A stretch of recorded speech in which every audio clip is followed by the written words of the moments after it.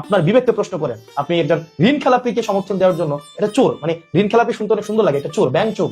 মানে যারা ব্যাংক চোর, জনগণের টাকা চুরি করে দেয়, মানে কেউ হচ্ছে সরাসরি পকেট মারি করে, আবার কেউ হচ্ছে বাড়ি থেকে টাকা চুরি করে, কেউ ব্যাংক থেকে টাকা চুরি করে, হচ্ছে কি এলিট শ্রেণীর চোর। এরা হচ্ছে চোর, এদের লজ্জা হওয়া উচিত। এই চোরগুলা ব্যাংক থেকে টাকা চুরি করে করে হচ্ছে নিজের ছেলে মেয়েদেরকে এবং পরিবারকে বিলাসী জীবনযাপন করায়। ওদের লজ্জা হওয়া উচিত এই ব্যাংক চোরদেরকে। এই ব্যাংক চোর এবং হচ্ছে এই যে জনগণের টাকা যারা চুরি করে, আপনারা যারা এদের পক্ষ নিচ্ছেন, নিজেকে একবার চিন্তা করে দেখেন তো। আপনার সন্তান কিন্তু ঠিকই প্রাইমারি স্কুলে পড়ে, আপনার ছেলেকে কিন্তু ঠিকই দুবাই গিয়ে হচ্ছে কামলা দিচ্ছে আমার বাপের মতো, আপনার ছেলে হচ্ছে ঠিকই ওমান, দুবাই, কাতার, সৌদি আরব যাচ্ছে।